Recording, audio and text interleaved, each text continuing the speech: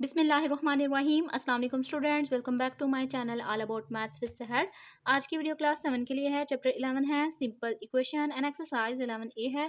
Question हम इसका 14 start करते हैं। रिमेनिंग जो क्वेश्चंस हैं उनको मैंने एक प्लेलिस्ट में ऐड कर दिया हुआ है, डिस्क्रिप्शन में मैं लिंक लगा दूंगी, ऐड कर दूंगी। आप जो है वो सारे क्वेश्चन जाके देख सकते हैं। क्वेश्चन नंबर 14 स्टार्ट करते हैं। 5x + 2 × 2x - 1 = 3x - 14 और सॉल्व करना है। जैसे कि स्टेटमेंट दी होती है ना, 11A स्टार्ट होने के फ़ौरन बाद ना स्टेटमेंट दी हुई है बुक पे। Solve the following simple equations. ये सिंपल इक्वेशंस और इन्हें सॉल्व करना है। अब सॉल्व का मतलब होता है कि एक्स की वैल्यू फाइंड करनी है। तो सिंपल हम सबसे पहले जो भी बोर्ड मैथ्स रूल के अकॉर्डिंग सबसे पहले ब्रैकेट को सॉल्व करते हैं, फिर बाहरी वाली चीज़ों को देखते हैं, फिर हम वेरिएबल को एक तरफ करते हैं और कांस्टेंट को एक तरफ करके एक्स की वैल्यू फाइंड कर लेते हैं। फर्स्ट ऑफ ऑल तो क्वेश्चन को एज अ सोल्यूशन लिख लें।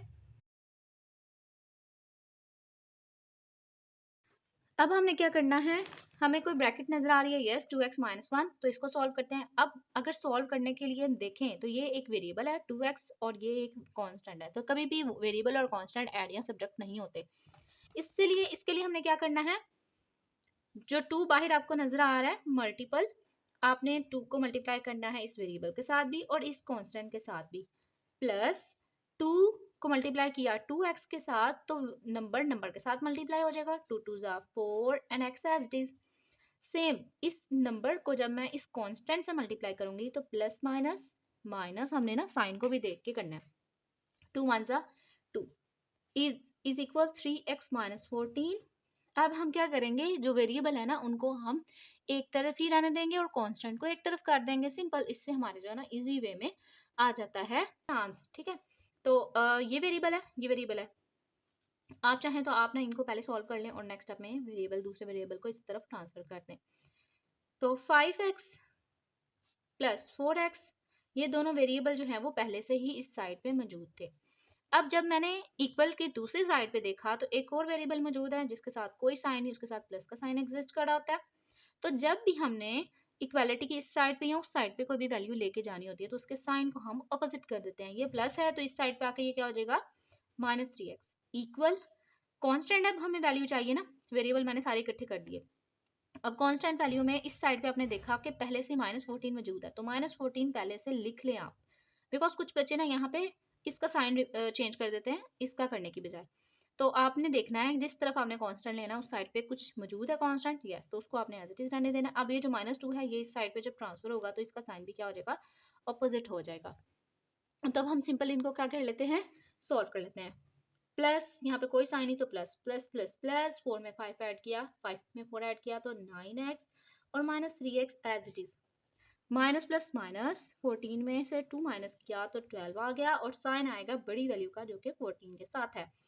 अब यहाँ पे कोई साइन नहीं तो प्लस का sign, because plus plus plus तो यहाँ पे प्लस ही साइन आएगा। प्लस माइनस माइनस 9 में से 3 निकाला तो 6 आ गया और x एज इट इज आ गया और साइन आएगा बड़ी वैल्यू का जो कि प्लस है। अब मैं यहाँ पे आपको एक बात बताती जाऊँ कि जब भी हमारे पास एडिशन की बात आती है या सब्ट्रैक्शन की बात आती है तो वेरिएबल को ना हम एज इट इज रहने देते हैं, सिर्फ उनके कोफिशिएंट को सॉल्व करते हैं। ठीक है, तो मैंने सिंपल इनके कोफिशिएंट को सॉल्व किया और वेरिएबल को एज इट इज रहने दिया। जो उसकी पावर ऐड होती है ना वेरिएबल की, वो हम सिर्फ और सिर्फ मल्टीप्लिकेशन में करते हैं। ठीक है, अब 6 यहाँ पे कोई साइन नहीं है इनके दरमियान में तो मल्टीप्लाई हो रहा है। अब मैं आपको यहाँ पे थोड़ा सा डिफरेंस बता दूं, 6 + x और +6x में फर्क होता है। ठीक है, इसका ये मतलब है कि जो +6 है ना वो मल्टीप्लाई हो रहा है x के साथ, और इसका ये मतलब है कि 6 जो है वो x में ऐड हो रहा है। तो आपने इसको ध्यान में रखना है। तो यहाँ पे कोई साइन नहीं तो ये मल्टीप्लाई हो रहा है। जब हम इसको ट्रांसफर करेंगे इक्वालिटी की दूसरी साइड पे तो ये डिवाइड हो जाएगा, तो दूसरी साइड पे जाके +6 हो गया। अब सिंपल हम इसको देख लेते हैं, प्लस माइनस माइनस 6 1 ज़ा 6 6 2 ज़ा 12, तो ये हमारे पास -2 जो है वो x की वैल्यू आ गई। और अगर आप इसको चेकआउट करना चाह रहे हो कि ये हमारा ठीक आंसर है कि नहीं, आप सिंपल क्या करो, x की वैल्यू इस जो क्वेश्चन दिया हुआ है ना इस सारी वैल्यू में पुट करते जाओ जहां जहां x है, और आपका जो है ना इक्वालिटी की फॉर्म में अगर आ रहा है, दोनों साइड में सेम वैल्यूज आ रही हैं तो इसका मतलब आपका आंसर ठीक है। लेट करें यहाँ पे -2 पुट करके देखते हैं, -2 -2 2 × 2 -2, ठीक है, और यहाँ पे भी -2। अब हम मल्टीप्लाई कर लेते हैं, 2 5 ज़ा -10 प्लस -2, 2 टू ज़ा 4, -4 एंड -1, -5 आ जाएगा। और -5 को जब 2 से करेंगे तो क्या आएगा, -10। यहाँ पे भी 10, -10 और यहाँ पे भी -10, -10, -10 इस साइड पे आ गया। और दूसरी साइड पे देखा तो 3 टू ज़ा -6 एंड -14, तो सॉल्व किया तो -20 और इस साइड पे भी -20। इसका मतलब क्या है, हमारा जो आंसर है एक्स का वो बिल्कुल ठीक है। जो क्वेश्चन नंबर 15 है वो देख लेते हैं।